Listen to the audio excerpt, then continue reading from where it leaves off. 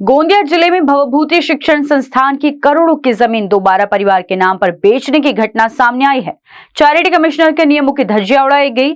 ये घटना बाहरी कार्यकारी बोर्ड के खुले भ्रष्टाचार के रूप में सामने आई है। अब ये बात सामने आई है कि कुछ आजीवन सदस्यों ने इस मामले में वित्तीय अपराध जांच विभाग में शिकायत दर्ज कराई है। ये खुलासा हुआ है कि गोंदिया जिले के आमगांव स्थित भवभूति शिक्षण संस्था पंजीयन क्रमांक 5662 के संविधानेतर निदेशक मंडल ने संस्था के विभिन्न जमीनों को अवैध रूप से बेचकर वित्तीय भ्रष्टाचार किया है।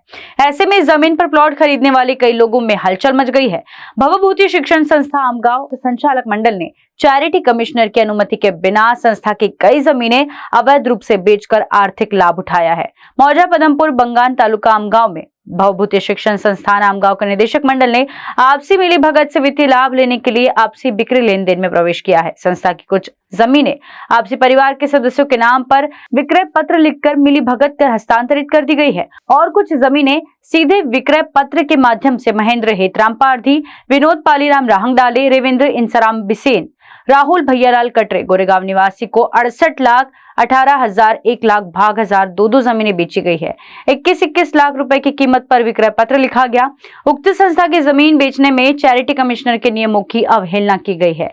इसकी जानकारी जैसे कुछ अजीब सदस्यों को हुई तो उन्होंने सहायक चैरिटी आयुक्त नागपुर और सहायक चैरिटी आयुक्त गोंदिया से शिकायत की और अदालत में मामला दायर किया। लिहाजा संस्था के निदेशक मंडल में हड़कंप मच गया। जब उन्होंने इसका रास्ता निकाला तो सदर मौजा पदमपुर में जमीन का एक समूह निरस्त कर संस्था के नाम पर खरीद लिया गया, जबकि शेष अभी तक निरस्त नहीं किया गया है।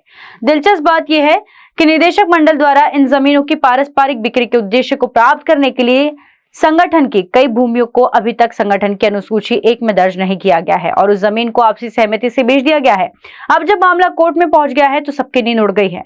जानकारी सामने आ रही है कि संस्था की जमीन आपसी बिक्री लेन देन के लिए आपराधिक कार्रवाई शुरू करने के लिए वित्तीय अपराध जांच विभाग में शिकायत दर्ज की गई है। अब सबकी नजर असिस्टेंट चैरिटी कमिश्नर की कार्रवाई पर है। कारण न्यूज़ के लिए गोंदिया से अभिषेक भटनागर की रिपोर्ट।